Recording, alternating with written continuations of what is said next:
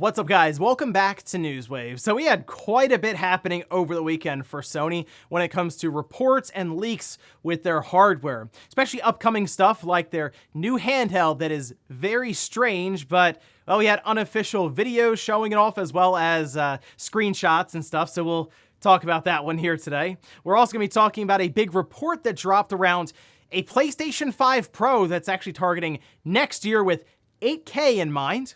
And we'll also be talking about a big remake that's set to be announced later this year, and it could potentially be targeting the Switch. So if you guys enjoy these videos, make sure you hit that like button, helps out a ton. And if new here to the Spawnwave channel, make sure you subscribe down below. And we're gonna start today with Mortal Kombat 1. This game, of course, coming out in September, and it's gonna be rebooting the entire franchise and the storyline they've been building up with time travel and all these different things. But after hearing about some of the reports with the different guest characters that could be in the game, I was at least curious to see if they'd come to fruition and what exactly they'd look like. Well, we got exactly that at San Diego Comic-Con. There's some trailers showing off gameplay and different characters that you'd expect to be in the game, as well as ones you wouldn't. And in fact, we can see this here showing off the different characters, and we'll just go over them very quickly with Quan Chi, Ermac, and Takeda Takahashi. Those are three characters you would sure expect to be there, but then that goes off the rails. Peacemaker, which appears to be John Cena's Peacemaker from the series on Max and the Suicide Squad film. Omni-Man, that's from the comic book and animated TV series Invincible. And then Homelander, obviously from The Boys. Now, we're expecting these to be coming out. It's an entire combat pass. They'll be dropped and released as we go along, but looking at 2024 for some of these. And the biggest thing, obviously, is that, sure, I know Mortal Kombat still has that competitive side to it where it'll appear in different esports tournaments and stuff, but then you see this, and it's like, all right, there's Omni-Man, there's Homelander, there's Peacemaker, and it's like, yeah, sure, why not? Like, that's the kind of fighting game we have here with Mortal Kombat. I am glad that while, again, it can be a serious game for people to get really competitive with, sometimes it's just wacky fun, and you can have Homelander go against Omni-Man, so that's exciting stuff. Also, we did have a bit of a shadow drop over the weekend, one that was definitely unexpected. Well, kind of, as we did see in the back end for the PlayStation 4 that High on Life had appeared, so we were anticipating an announcement, but instead, they just released the game on Saturday. So it is now up. There is a trailer for it and everything. This is out for the PlayStation 4 and the PlayStation 5. Of course, this did come out at the end of last year on the Xbox and went right into Game Pass, which really did really well for it according to Squanch Games in terms of getting people to try the game out and even complete it and enjoy it. And I was kind of in that camp where I got it on Game Pass. I don't know if this is an easy recommendation necessarily at $60. It's very imaginative, very different, but it will rub some people the wrong way in terms of the dialogue and the fact that the guns talk a lot, although you can turn that down. But I thought it was a very unique game and certainly an experience you're not going to get anywhere else. And if you enjoy sort of the parody side of things, I mean, it's an entire game that never takes itself seriously at all. So in that instance, maybe look up some gameplay footage for it, check out some reviews, see if it's something you'd enjoy. And if you're still unsure, hey, technically you can try it in Game Pass and see what you think there. But it is available right now, PlayStation 4 and PlayStation 5 at the price of $60. Oh, and here's something kind of interesting. It has to do with Armored Core 6. That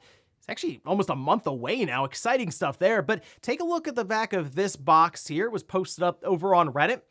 At the bottom, it appears to show 2 to 6 players online play, and it also allows 3 spectators, which of course leading people to believe that we could be seeing a competitive mode here, online play, where maybe you could do 3v3 or just one-on-one or anything like that, but really leaning into the idea of there being a competitive multiplayer angle to Armored Core 6. And based on the visuals that they've shown, some of the aspects around the different cores and all this, building them out, customizing them, this could lead to some very, very fun matches in Armored Core 6, and might even make sense for, yes, there to be spectators, but also maybe this end up in the more competitive sector with full-on tournaments and shows happening. So that's interesting. We'll have to keep an eye on this, as I believe more information is going to be coming out this week for Armored Core 6, so definitely keep an eye out. And guys, with some of the quick news out of the way, let's get into the bigger stuff. Let's start right away with a report that talks about a PlayStation 5 Pro coming out in 2024. Now,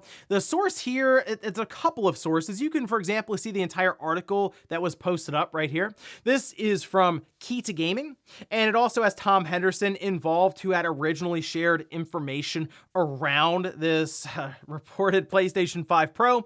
Alongside of that, PlayStation 5 revision with the detachable disk drive, which will come into play here later on as we talk about this Pro. But I did an entire video on this topic, really deep diving into it and what was said here. But for some of the cliff notes, it is codenamed Trinity, which goes along with their Matrix code names that they seem to like to give some of their hardware. They've used Neo and Morpheus in the past. It is targeting that 2024 holiday release. And the biggest thing here, while they did give us some technical specifications, for example, 30 workgroup processors, there's not enough information here necessarily to gather what exactly the system is capable of, even from a theoretical on paper limit.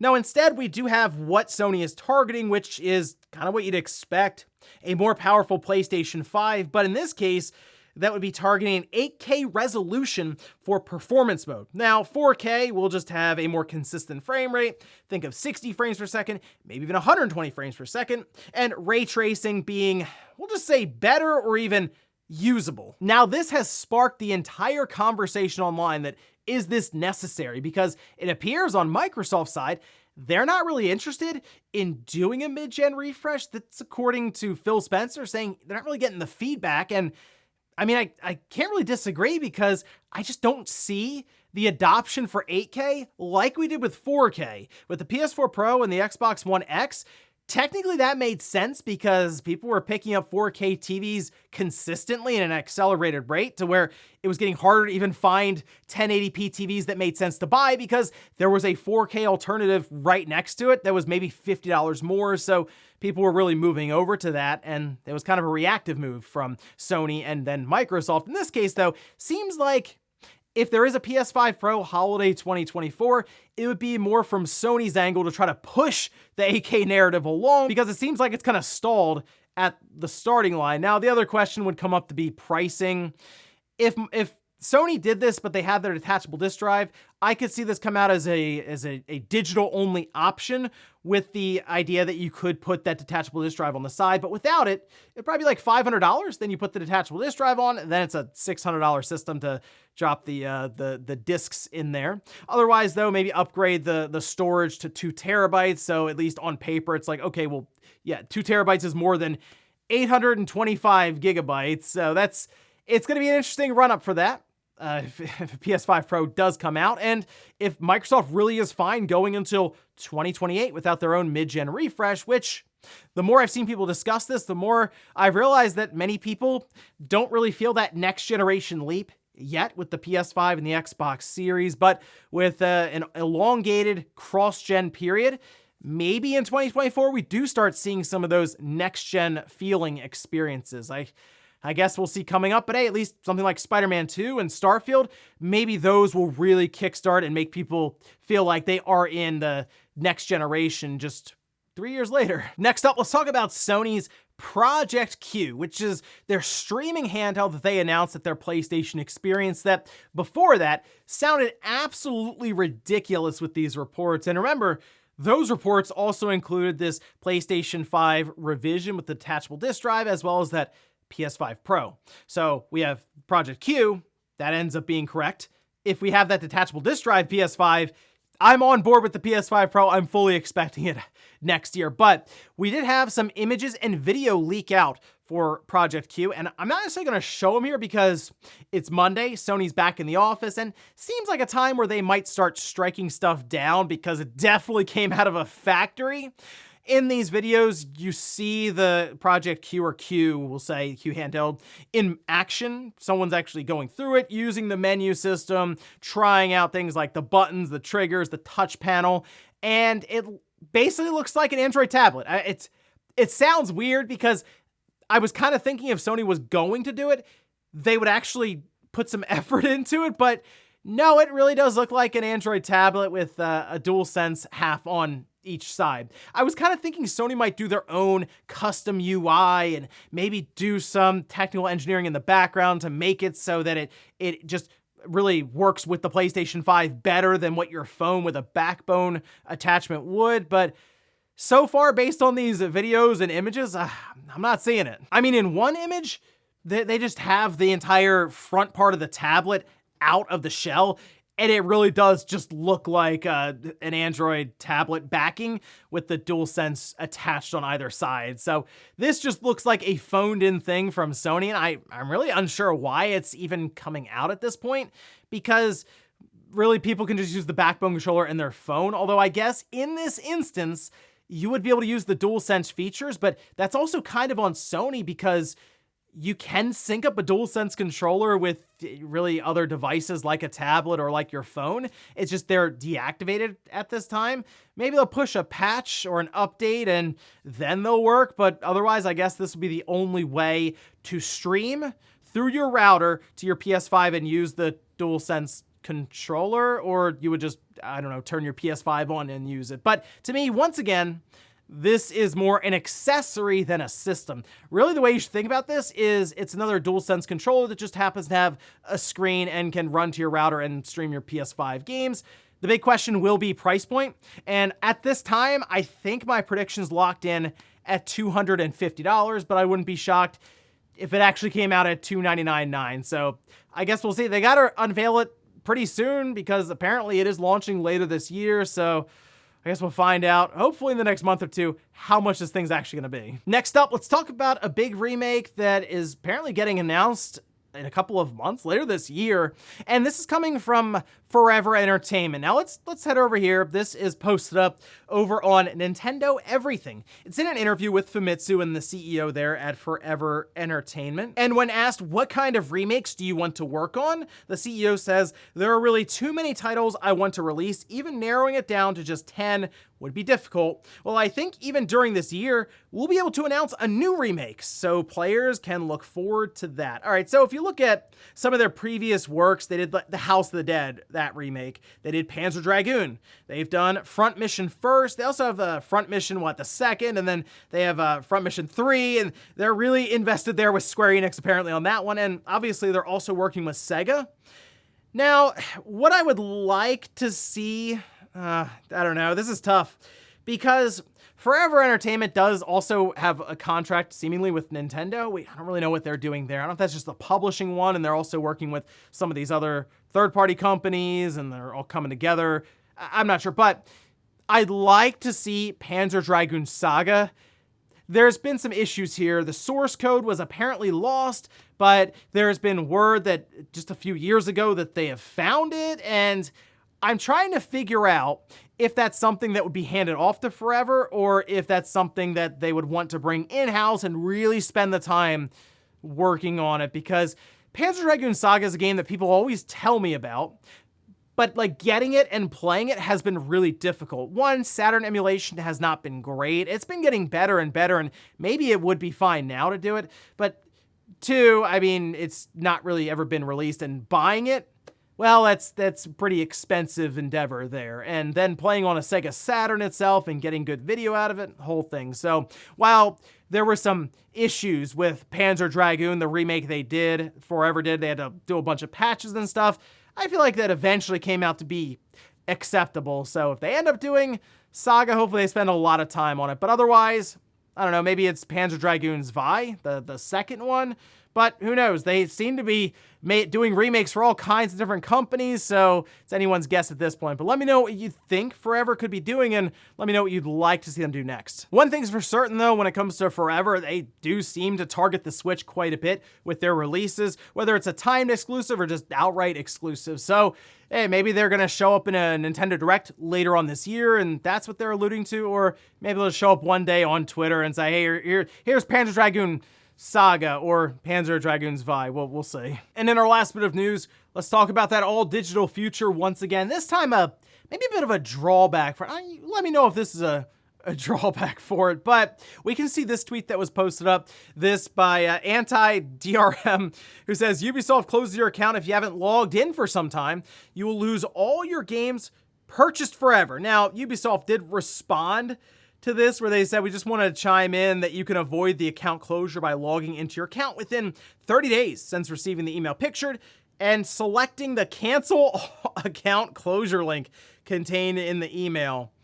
All right, so there is apparently a reason for this, and we had somewhat discussed this on the podcast. I looked a little further into it, and then, wouldn't you know it, someone also added some additional context on Twitter. They say Ubisoft can be required under certain data protection laws, such as the GDPR, to close inactive accounts if they deem the data no longer necessary for collection. Ubisoft has claimed they don't close accounts that are inactive for less than 4 years. But, I mean, let's be real. This comes back to the idea that when we get to a position, because I think it will happen probably by the end of this current generation with the PS5 and the Xbox Series, where 95% of games released are just digital, then you're up to, the control really is all with the publisher, the platform holder, and in this case would be Ubisoft. And apparently if you don't log into your account for so long, so many years, what have you, your purchases that you made, the money you put into the company in exchange for games is just null and void, and you do not have them anymore, which obviously if you buy them physically, if it sits on your shelf for 5 years, you can still come back, pick it up, pop it into your system and play it. Unless it's like MAG or something, in which case, hey, all digital future once again. Oh, and one other thing, now that Ubisoft has made this known that those emails showing up in your inbox that looked kind of like scams or phishing emails are actually from them, where you're clicking links to stop your account from being closed. Seems like the time where actual phishing emails would get sent out trying to impersonate Ubisoft. So yeah, definitely double check that source. Make sure it's not Ubisoft with like 2 T's or something at the end. Make sure it's actually from them, because something tells me there's been quite a few of those kind of phishing emails going out now after what Ubisoft said. And before we go to the comment of the day, we're gonna take a look at the poll that I posted up yesterday, where I ask, are you interested in picking up a PS5 Pro that promises better performance at 4K with ray tracing and games being playable at 8K? Okay, look at that. 58% say no, but 30% say maybe, depends on the price. 12% say yes. So I'm kind of thinking their product lineup would then be the base PS5 that is revised with no disk drive. You buy that as a separate attachment. That'd be $400, right?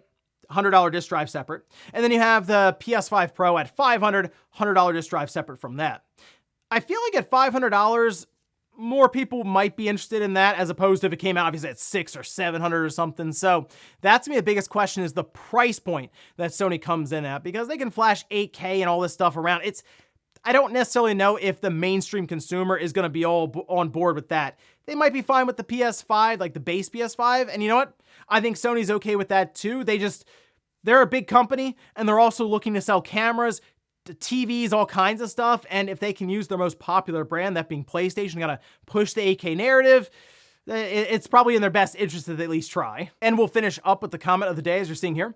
This is from SCJ saying, I loved Final Fantasy 16, didn't mind the DMC style combat, but I think Square's best bet, if they are gonna continue with the action-based gameplay, is release turn-based games alongside them for all us longtime fans, even if turn-based games are just remakes. So I think they're doing that now already.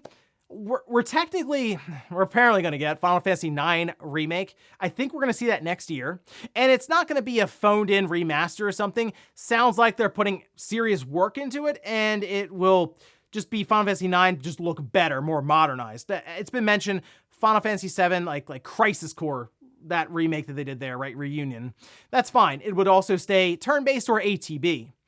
Final Fantasy 17, probably be full action, let's be real. But then you'll also still get the HD2D games like Octopath Traveler 2, and apparently after 9, they're going to do a remake for 10. That will also probably stay turn-based. So I think they're trying to do both right now, especially with Final Fantasy remakes that are still kind of staying true to form, but then also trying to tap into a more mainstream audience for, let's face it, very expensive projects like Final Fantasy 16. But we'll see how this works out for Square. First, we got to see what Final Fantasy IX looks like. And ladies and gentlemen, that's going to do it here for Newswave. If you enjoyed this video, guys, hit that like button. If not, hit the dislike. Leave comments down below about everything we talked about here today, whether it's Sony and apparently a bunch of hardware coming up for them with Project Q, or the PS5 Pro apparently next year. Let me know what you think about those. And also, Forever Entertainment preparing another remake. What would you like to see them do? And let me know if you're someone who's played Panzer Dragoon Saga and if it really is as good as people say. Thanks guys for watching, and I'll see you next time.